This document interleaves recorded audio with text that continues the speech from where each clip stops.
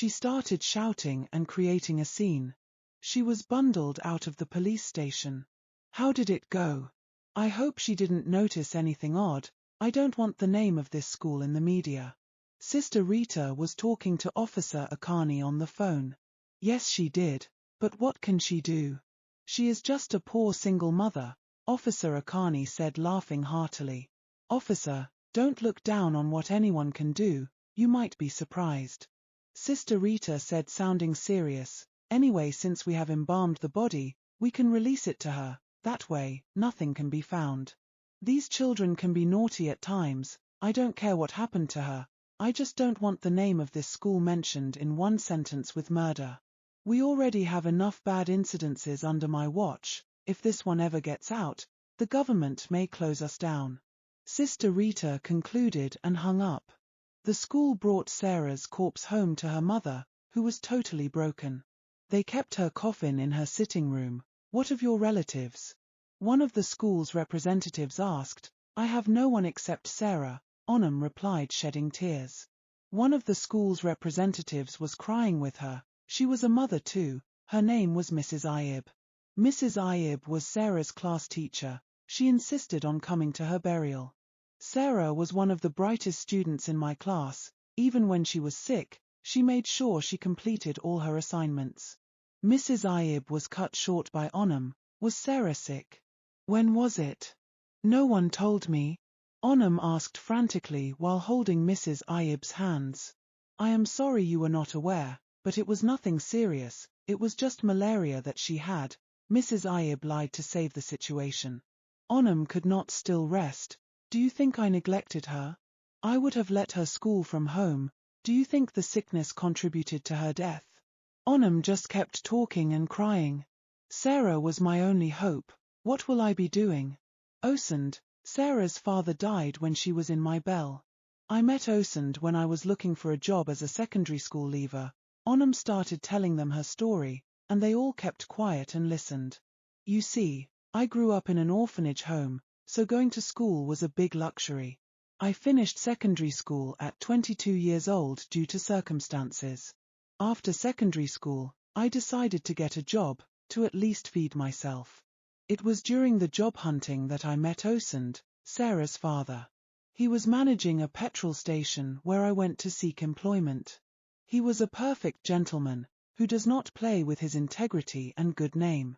I had worked for 2 years when he asked me out and we started dating. He made his intentions about marriage known to me immediately and I accepted, because he a good man. However, his family disliked me. They didn't like the fact that I had no family. Who are we going to pay her bride price to? Was the question Osand's kid sister asked in my presence one day. His mother told me that they will never accept me, no matter what I did. I should have stopped seeing Osand, but I loved him so much.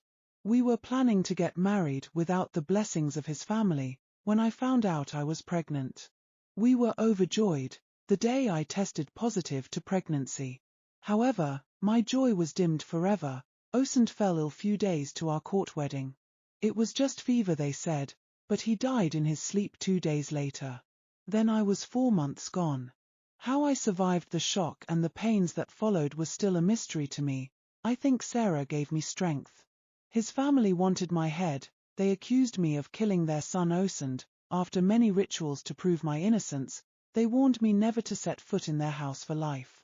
I picked up my broken self and vowed to be strong for my child. The day I gave birth to Sarah would have been my last, but God came through for me. But I lost my womb to save my life, so Sarah is the only fruit I could bring forth in my lifetime. So tell me why I should accept that my Sarah is dead. She can't die like that. That was not the plan. Have I not received enough punishment in my lifetime? Onam said while weeping bitterly. Mrs. Ayib and the other visitors were all in tears by the time she finished her story. They all kept saying sorry to her. Sarah was finally buried in the state cemetery, but Onam kept going to St. Mary's Girls almost every weekend. She would claim she was there to pay Sarah a surprise visit. This is becoming uncomfortable. This is the 5th time this woman is coming here to see her dead child. I don't know what to make of this, Sister Rita, the principal said. Everyone keeps saying she is grieving. Have she not grieved enough? We just resumed for the term, and I don't want this distraction. If I see her here again, I will invite the police to take care of it, Sister Rita concluded angrily. Onum would stand at the gate of the school hostel, and be saying, "Call Sarah Osazua for me. Tell her mother is here to see her." So one day, Purity overheard her saying that and tapped her by the back. "Are you Sarah Osazua's mother?" Onum turned and smiled. "Yes, I am. Do you know my daughter?" she asked with excitement. "Yes, I did. I was the only friend she had. Come, I want to tell you something. Sarah did not kill herself. They killed her. Those bullies killed her. The school knows too, but they are afraid of scandal." These words shook Onum's whole being, and she almost fell to the ground. "Are you saying my dear Sarah was killed?" "Yes, but please don't mention my name that I told you, because they have already threatened to do the same thing to me if I talk. They punished her until she fell ill before, as if that was not enough, they tied her up in the store and left her there to die." Onum wanted to scream, but held herself, because she does not want to implicate the poor girl. She simply smiled with tears rolling down her face and asked, "What is your name?" "My name is Purity." "Purity, nothing will ever happen to you. May God bless your kind soul for telling me this. Do not tell anyone what you just told me. It will be our little secret," Onum said, smiling while tears poured from her face freely. Purity felt relieved after speaking the truth and telling Sarah's mother what happened to her friend. Onum walked all the way home. She didn't even know how she did it. The shock of knowing her dear child was murdered and the murderers walking freely was too much for her. That same night she went to the cemetery and laid on Sarah's grave weeping. "Why did you not tell me what they did to you? I failed you, my dear Sarah, but now we must fight. The world keep dealing with people like us. I am calling you, Sarah, to wake up and fight. Do not spare your killers," Onum said and wept painfully. When she was tired, she laid on top of the grave and slept off. In the morning, she went home, took her bath and brought out Sarah's school uniform, toys and other personal thing, wrapped them in bag.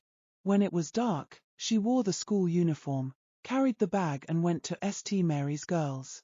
She was able to get into the school compound because of petite stature. So she hid somewhere and waited for it to get dark. When it was dark, she started scattering Sarah's toys, books and cloths everywhere in the school compound, while calling on Sarah to come back to the school and avenge her death. When she was done, she wanted to hide again, but the school security apprehended her. She was thrown out of the school, and was warned never to set foot there again. She kept laughing, telling them she was done with the school, that Sarah had taken over. She was saying this while pointing at a dark corner of the compound. "Can't you see Sarah standing over there? She is here. My baby is here to fight whoever killed her, and those that covered it up. Don't let this woman anywhere close to this school again," Sister Martha instructed the security men.